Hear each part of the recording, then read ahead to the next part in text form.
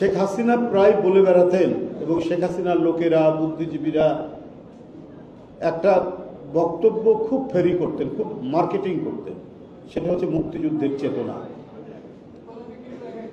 মুক্তিযুদ্ধের চেতনার কথা বলতে বলতে মুখ দিয়ে তাদের ফেনা বের হতো, কিন্তু সবচাইতে তারা বড় অপমান করেছে মুক্তিযুদ্ধকে এবং মুক্তিযুদ্ধের চেতনার নামে বাংলাদেশে মুক্তিযুদ্ধের অর্জনগুলোকে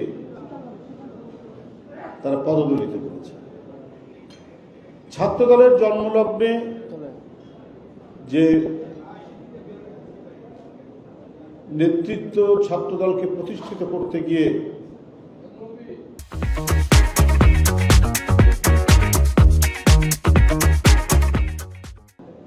তাদের হাতে, শেখ হাসিনার পোষ্যদের হাতে আঘাত প্রাপ্ত হয়ে দুনিয়া থেকে চলে গেলেন। তিনি তো একজন বীর প্রতীক। তাকে আঘাত করেছিলেন কেন? কারণ সে ভিন্ন একটি রাজনৈতিক দল করে, ছাত্র সংগঠন করতেই পারে। মুক্তিযুদ্ধ কি শুধু আওয়ামী লীগ করেছে? মুক্তিযুদ্ধ কি শুধুমাত্র আওয়ামী লীগের অবদান? তা তো না। মুক্তিযুদ্ধ ছিল মূলত একটি গণতান্ত্রিক আন্দোলন। মুক্তিযুদ্ধে রূপ নিল কারণ যে অধিকারটুকু দেওয়ার কথা, নির্বাচনের যে ফলাফল প্রকাশ করার কথা, সেই ফলাফল প্রকাশ হওয়ার পরেও নির্বাচিত যারা হয়েছেন তাদেরকে সরকার গঠন করতে দেয়নি। ওটা করেছে ইয়াহিয়া খান, ওটা করেছে টিক্কা খানরা, ওটা করেছে জুলফিকার আলী ভুট্টো। তারা ছিল অন্য জাতি, অন্য দেশ, তাদের বিরুদ্ধে যুদ্ধ করে আমাদের এই অবদান তৈরি করেছে, অর্জন তৈরি করেছে। সেখানে সেনাবাহিনী যুদ্ধ করেছে, পুলিশ যুদ্ধ করেছে, বিভিন্ন রাজনৈতিক দল যুদ্ধ করেছে। যদি আবার বিচার বিশ্লেষণ করা যায় তাহলে দেখা যাবে যে আওয়ামী লীগের সেই ক্ষেত্রে ভূমিকা অত্যন্ত কম, কারণ তারা মুক্তিযুদ্ধের ঘোষণা দিতে পারেনি। যদি সত্যিকার অর্থে মুক্তিযুদ্ধের বিষয়ে আন্তরিক থাকলেও তাহলে মুক্তিযুদ্ধের ঘোষণা তারা দিত। 26শে মার্চ স্বাধীনতার ঘোষণা আর 17ই এপ্রিল আপনার সরকার গঠন করা হলো, মুজিবনগর সরকার।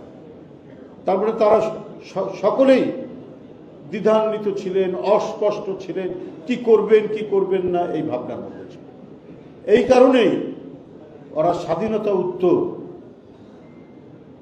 মনে করেছে যে আমরাই থাকব এবং আমাদের যারা বিরোধিতা করবে তারাই হচ্ছে দেশের শত্রু। সেই চরিত্র ক্যারেক্টার কিন্তু শেষ দিন পর্যন্ত ছিল, শেখ হাসিনার পালিয়ে যাওয়ার দিন পর্যন্ত ছিল। এই কারণে এটিএম খালেদ ছাত্রদলের নেতা, কিন্তু বীর মুক্তিযোদ্ধা। সে ক্ষমা পায়নি, তাকে পৃথিবী থেকে সরিয়ে দিয়েছে শেখ হাসিনার পোষ্যরা। আমি এখানে ভাবছিলাম যে কি কথা বলবো, কেমন ভাবে আমার বক্তব্য উপস্থাপন করব। কারণ যেখানেই যাই শুধু ঘুরে ফিরে হাসিনের যে মহা দুর্নীতি, একেবারে গ্যালাক্সির সমান দুর্নীতি, এটা ছাড়া আর কোনো বক্তব্যই খুঁজে পাই। এবং দুর্নীতির যে বিভিন্ন ডাইমেনশন, দুর্নীতির যে বিভিন্ন মডেল, কোন মডেলটা ধরে কথা বলব?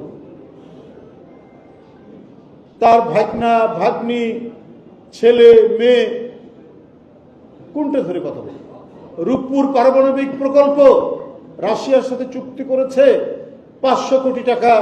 শেখ হাসিনা, তার ছেলে সজীব ওয়াজেদ জয় এবং তার যে ভাগ্নি, সে আবার ইংল্যান্ডের এমপি এবং সিটি এমপির দায়িত্বে, তারা মালয়েশিয়ার এক ব্যাংক থেকে সেই 500 কোটি ডলার তুলে নেওয়ার, আত্মসাৎ করার অভিযোগ রয়েছে এবং সুস্পষ্ট। গণমাধ্যমগুলো পড়ে দেখুন, তারা কোন জায়গা থেকে ধরবে? টিউলিপ লেখাপড়া করেছে ইংল্যান্ডে একজন এমপি, একজন জনপ্রতিনিধির 1 টাকা 1 পয়সা দুর্নীতির, এটা একটা স্বপ্নের বিষয়। কিন্তু তার জিন হচ্ছে বাংলাদেশের শেখ পরিবারে। ওখানে লেখাপড়া করে এমপি হওয়ার পরেও তার জেনেটিক্যাল যে লাইন, এই লাইন সে ক্রস করতে পারেনি।